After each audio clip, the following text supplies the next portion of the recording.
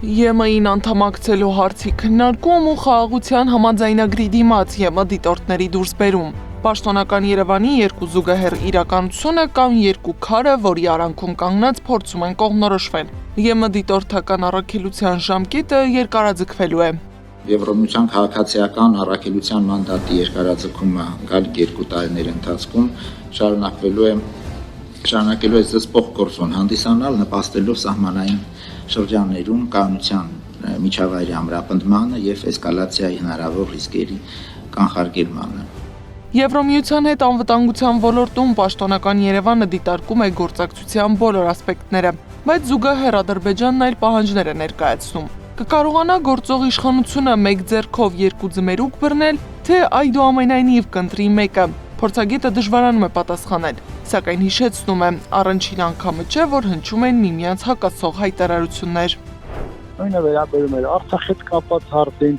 երբ որ ինքնորոշման հետ կապված հարցերը հետագայում դարձան Ադրբեջանի տարածքային ամբողջականության մեջ տեղավորվող մոտեցումներ,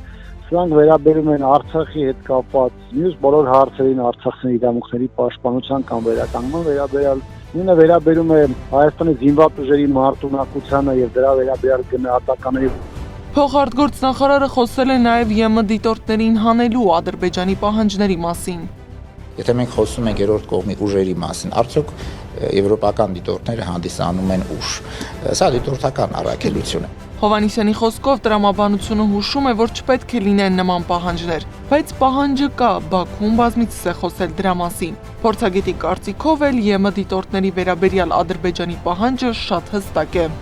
Որքան ես եմ հասկանում ադրբեջանցիների հայտարարությունից, նրանք վերատակ հասկանում են նաև ԵՄ դիտորդական առաքելությանը, ինչպես հայաստանյան իշխանությունների ճակերտավոր սկզբունքային դիրքորոշումը շատ արագ վերածում զիջումների գլխիկորության եւ ադրբեջանական կամակորությունները կատարելու։ Այդուամենայնիվ արտաքին գերատեսչության ներկայացուցիչն ասում է, որ սայլը տեղից դանդաղ է շարժվում, բայց եթե լինի առաջընթաց, համաձայնագիրը ստորագրվի, վավերացվի եւ իսկապես կայուն խաղաղության նշաններ լինեն, կարող են դիտարկել նոր մանդատ ԵՄ դիտորդների համար։ Գառնի Մութաֆյան, Նոնա Գևորգյան, ABC Media։